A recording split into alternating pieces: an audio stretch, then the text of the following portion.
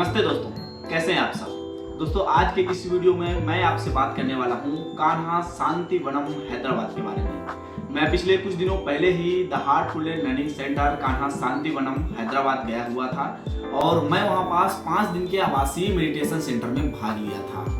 तो कान्हा शांति वनम कहाँ है, आप यहाँ कैसे पहुँच सकते हैं, यहाँ पास कैसे मेडिटेशन करवाया जाता है और यहाँ पास क्या है रुकने की व्यवस्थाएं, आइए आज के इस वीडियो में हम जानते हैं।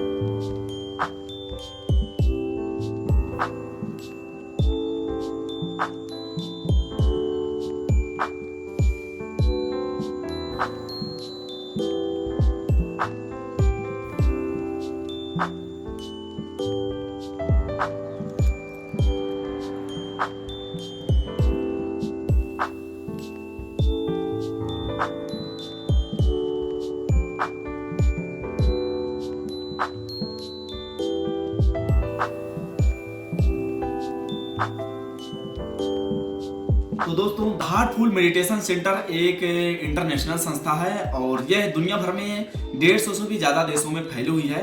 हर देश में अपने इसके एक मुख्यालय हैं और भारत में लगभग हर जिले में इसके सेंटर्स बने हुए हैं। कान्हा शांति वनम हैदराबाद में इसका इंटरनेशनल हेडक्वार्टर है जो लगभग 1400 एकड़ में फैला हुआ है और यह दुनिया का सबसे बड़ा मेडिटेशन हॉल है। यहाँ पर करीब 1 लाख लोग इकट्ठा बैठकर मेडिटेशन कर सकते हैं। इस संस्था की शुरुआत रामचंद्र जी महाराज के द्वारा फतेहपुर में की गई थी, जो एक आध्यात्मिक गुरु थे। वह अपने अनुयायियों के बीच लाला जी महाराज के नाम से जाने जाते थे, जो इस संस्था के प्रथम गुरु के नाम से भी जाने जाते हैं। बाद में श्री रामचंद्र जी महाराज, बाबूजी महाराज शाजापुर के द्वारा इस संस्था को श्री रामचंद्र मिशन के नाम से सन 1945 में पंजीकृत किया गया और सहज मार्ग आध्यात्मिक अभ्यास के हिस्से के रूप में श्री रामचंद्र जी महाराज ने प्राणाहुति नामक तकनीक को अपनाया। रामचंद्र जी महाराज को इनके अनुयायी इन्हें बाबूजी महाराज के नाम से जानते हैं।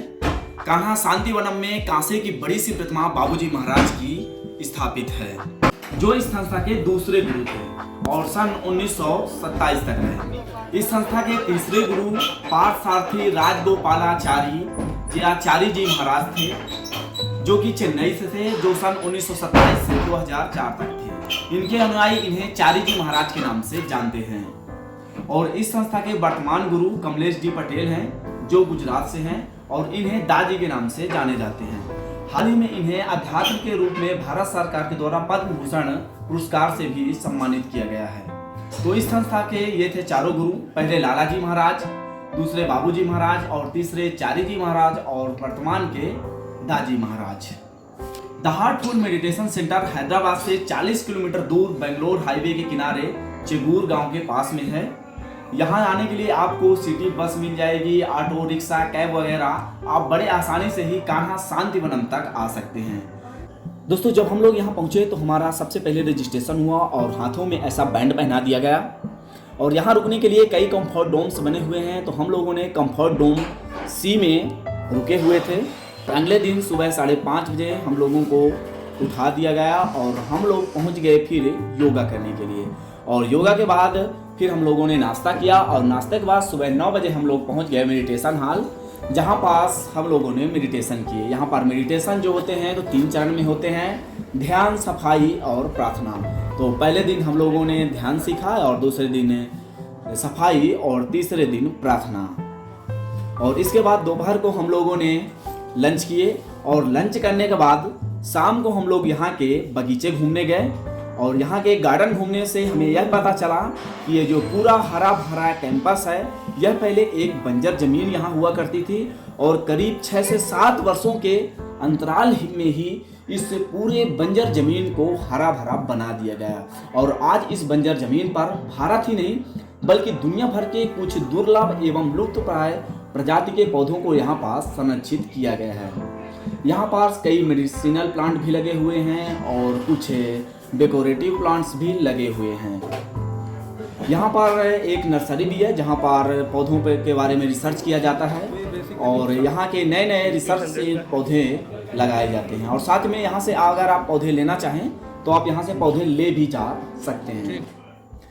इसके बाद दोस्तों फिर शाम को हम लोगों ने ग्रुप मेडिटेशन किया और ग्रुप मेडिटेशन करने के बाद फिर हम लोग पहुँचे यहाँ के डाइनिंग हॉल में डिनर के लिए, यहाँ के इस डाइनिंग हॉल में लगभग 3000 लोग दोस्तों इकट्ठा बैठकर खाना खा सकते हैं। और हमारे 5 दिन के खाने में प्रतिदिन यहाँ बदल बदल कर खाना मिलता था। सुबह नाश्ता भी हर रोज अलग ही रहता था। यहाँ सेल्फ सर्विस रहती थी, लाइन में लगकर खाना मिलता था और अपनी थाली हमें स्वयं ही धुलना पड़ता था। और थाली धुलने के बाद भी यहाँ पास मशीन भी रहती थी, तो जिससे अगर कोई अच्छे से नहीं धुल पाता है तो मशीन के द्वारा भी थाली यहाँ पास धुलती थी। यहाँ के वॉलंटियर्स हम लोगों की थाली पर सख्त नज़र रखते थे कि थाली में खाना बिल्कुल भी छूटना नहीं चाहिए। जो भी खाना लिए हैं वो हमारे पेट के अंदर ही जाना चाहिए, वेस्ट बिल्कुल भी नहीं जाना चाहिए। यहाँ पर ऐसे पोस्टर लगे रहते थे, food is prasad, please don't waste. इसके बाद दोस्तों हम यहाँ के किचन देखने भी गए। यहाँ किचन में कई ऑटोमेटिक मशीनें लगी हुई थी, सब कुकर वगैरह थे। रोटी भी ऑटोमेटिक मशीन के द्वारा ही यहाँ पास बनती थी, तभी इतने लोगों के लिए इकट्ठा रोटी बनाई जाती थी। दोस्तों यहाँ पास एक कैंटीन भी है। अगर आप अपने मन पसंदीदा खाना खाना चाहते हैं तो आप कैंटीन में जा सकते हैं और वहाँ भी खा सकते हैं। और साथ ही यहाँ पास एक डिपार्टमेंटल स्टोर है, एक बुक स्टोर है और एक क्लॉथ स्टोर भी है, तो आप अपने ज़रूरत की सामान यहाँ से खरीद सकते हैं। अंतिम दिन दोस्तों हम लोगों को यहाँ पास हार्टफुलनेस की तरफ से एक सर्टिफिकेट और एक आईडी कार्ड दिया गया। इस आईडी कार्ड के माध्यम से हम जब चाहें जब यहाँ आ सकते हैं और रुक सकते हैं।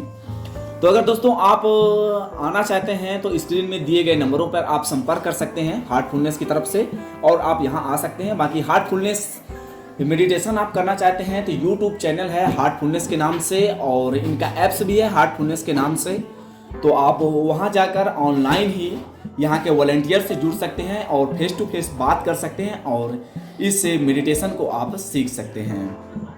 अगर आपको दोस्तों हार्टफुलनेस एवं कान्हा शांति वनम के बारे में कुछ जानकारी मेरे से चाहिए तो नीचे मेरी इंस्टाग्राम आईडी है, तो आप मुझसे पर्सनली भी पूछ सकते हैं। तो बस दोस्तों ये था छोटा सा video Kanha Shanti वनम Heartfulness learning centre के बारे में। वीडियो अगर अच्छा लगा हो तो लाइक कर दीजिएगा और ऐसे ही वीडियोस देखने के लिए आप ट्रैवलिंग दोस्त को सब्सक्राइब भी कर सकते हैं। तो जल्दी मिलते हैं दोस्तों फिर एक नई जगह के साथ एक नए वीडियो में। तब तक अपना ख्याल रखिएगा।